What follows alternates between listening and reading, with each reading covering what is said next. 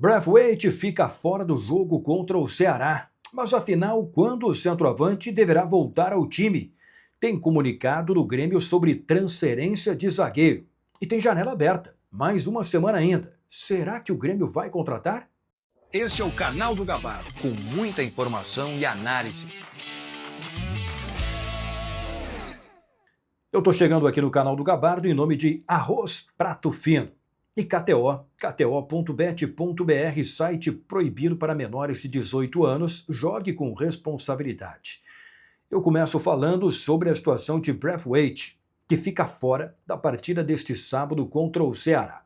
Ele que voltou tão bem ao time do Grêmio, na vitória contra o Luquinho pela Copa Sul-Americana, lembrando que ele tinha ficado fora das últimas partidas por conta de uma lesão muscular, teve uma recuperação mais rápida do que o normal, uma recuperação muito boa, e voltou entrando no segundo tempo. Era o jogo da estreia do Grêmio na Sul-Americana, na vitória por 2-1 no Paraguai contra o Sportivo Luquinho. E entrou fazendo gol, né? Mas aí no final pisou em falso, torceu o tornozelo. No início da tarde, o Grêmio comunicou a lista de relacionados para o jogo deste sábado contra o Ceará em Fortaleza. A delegação do Grêmio está viajando para lá. E o Braithwaite não vai, fica de fora. Bom, além disso, o Cuéllar também fica de fora. Não foi relacionado, ainda com um problema muscular, ainda não retorna ao time do Grêmio. E o Christian Oliveira, que é um titular, atacante titular, também vai ficar de fora. Mas deixa eu falar sobre a situação do centroavante Braithwaite. Quando ele voltou do Paraguai para Porto Alegre, naturalmente existiu uma preocupação. Puxa vida, será uma nova lesão? Ele acabou de voltar de um problema muscular e agora tem um problema no tornozelo. Será que vai ficar fora muito tempo? Pela informação inicial, não. Ele acabou não sendo relacionado para o jogo contra o Ceará, uma viagem longa, mas no exame inicial no CT do Grêmio, se chegou à conclusão que não existiu a necessidade de fazer exame de imagem, porque aparentemente a lesão não é grave. Então, com tratamento, é possível resolver. Ele fica fora do jogo contra o Ceará. Depois, na semana que vem, terça-feira, tem o jogo contra o Atlético Grau, pela Copa Sul-Americana, na Arena. E aí depois, no outro final de semana, já tem a partida contra o Flamengo, já tem Campeonato Brasileiro de novo. Então, em princípio, não deve demorar muito para o Braithwaite retornar ao time titular do Grêmio. Se não for pela Copa Sul-Americana no meio da semana, talvez no outro final de semana, contra o Flamengo pelo Campeonato Brasileiro. Em princípio, repito a informação inicial, a lesão não é grave, mas ele não joga contra o Ceará, assim como o Christian Oliveira e o Cuéllar, que também não foram relacionados pelo técnico Gustavo Quinteiros. De qualquer maneira, o Grêmio tem o Arezzo, que é o centroavante que, quando joga, faz a sua parte. Agora, neste ano, que ele está tendo uma sequência maior, mais minutos em campo, tem feito gols e é um centroavante, como eu tenho dito, com características interessantes, especialmente o chute, a conclusão dele. É um jogador que tem uma qualidade de finalização que é muito importante para um centroavante. Então, Ceará e Grêmio neste sábado, 18h30, jogo difícil na Arena Castelão. E aí, terça-feira, depois da Arena, o Grêmio contra o Atlético Grau. Copa Sul-Americana na Arena. Tem que ganhar, porque na primeira rodada, como o Godoy Cruz ganhou e o Grêmio ganhou, os dois têm 3 pontos. E se o Godoy Cruz ganhar também na segunda rodada, na terceira rodada tem Godoy Cruz e Grêmio na Argentina.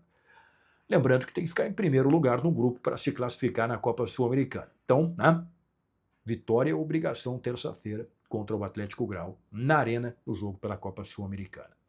Braithwaite, a volta dele é aguardada em breve. Em princípio, não deve demorar tanto para retornar depois deste problema que ele teve no tornozelo. Tem janela aberta. E eu vou falar se o Grêmio tem uma semana, até o dia 11 de abril, na janela dos estaduais. Daqui a pouco eu falo se o Grêmio está com alguma possibilidade de contratar algum jogador ou não, até sexta-feira que vem. Mas tem um comunicado sobre transferências de zagueiro. O Grêmio, neste dia 4 de abril, sexta-feira, emitiu o seguinte comunicado. Grêmio comunica a transferência do zagueiro Nathan Felipe. O atleta defenderá o Juventude.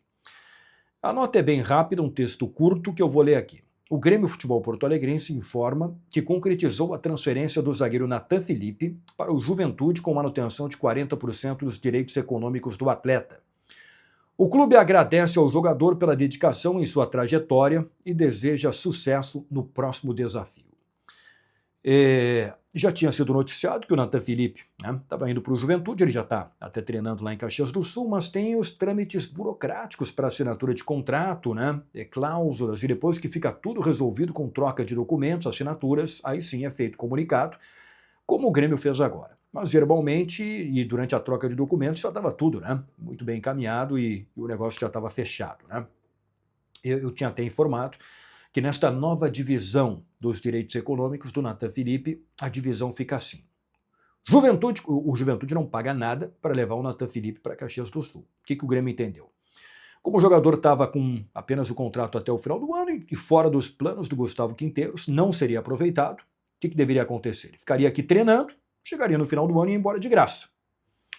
Então o Grêmio está repassando ele para o Juventude, mantendo 40% dos direitos econômicos. E lá no Juventude ele assina contrato até 2027. Então se até lá, e o Juventude trabalha muito bem isso, de colocar jogadores na vitrine e depois negociar. Se ele for negociado nesse período aí até 2027, o Grêmio tem direito a 40% dos direitos econômicos. Então a divisão fica assim. Juventude 45%, Grêmio 40%, 10% para os jogadores, 5% para o Cianorte, que é o clube que ele iniciou lá nas categorias de base, ainda muito jovem. Então, Nathan Felipe, novo zagueiro do Juventude. No Grêmio, teve algumas oportunidades, Eu acho que é um bom zagueiro. Daqui a pouco no Juventude pode ter mais oportunidades para jogar. No Grêmio realmente não teve muitas chances. Dia 11 de abril termina a janela de transferências dos estaduais, para jogadores que estiveram inscritos nos campeonatos estaduais no começo do ano, em algum clube, eles podem se transferir para outro clube até o dia 11 de abril. Pela situação de momento, eu gravo este vídeo no dia 4 de abril, o Grêmio, esta é a tendência, não dá para dar como totalmente definido, porque essas coisas mudam e daqui a pouco pode surgir alguma coisa na semana que vem. Mas hoje, o Grêmio não tem nada encaminhado para anunciar algum jogador até o dia 11 de abril. A tendência é que não contrate nesta janela de transferências. Vou repetir. Tendência. Nesta janela o Grêmio não deve contratar. Se surgir alguma coisa na semana que vem, a situação pode mudar. Mas, por agora, o Grêmio não deve contratar. Porque o objetivo é trazer, aí sim, na janela da metade do ano, quando pode contratar os jogadores do exterior, estrangeiros ou brasileiros que atuam fora do Brasil, um novo zagueiro em nível de titularidade para jogar ao lado do Wagner Leonardo. Este é o pedido do Gustavo Quinteiros. O Romagnoli é um jogador que continua na pauta do São Lourenço, mas o Grêmio avalia outros estrangeiros também e vai contratar um zagueiro estrangeiro dia 2 de junho, abre a próxima janela, depois tem 2 períodos ainda para contratar. Uma janela bem curta, antes do Mundial, de 2 a 10 de junho, Mundial de Clubes da FIFA, e aí depois, entre julho até o comecinho de setembro, também pode contratar. Então o Grêmio vai buscar um zagueiro estrangeiro na janela da metade do ano. Valeu, pessoal! Fique ligado aqui no canal do Gabardo. Se tiver alguma novidade sobre esta questão de contratações, eu venho aqui para trazer a informação. O vídeo em nome de KTO e Arroz Prato Fino. Valeu, até a próxima. Grande abraço.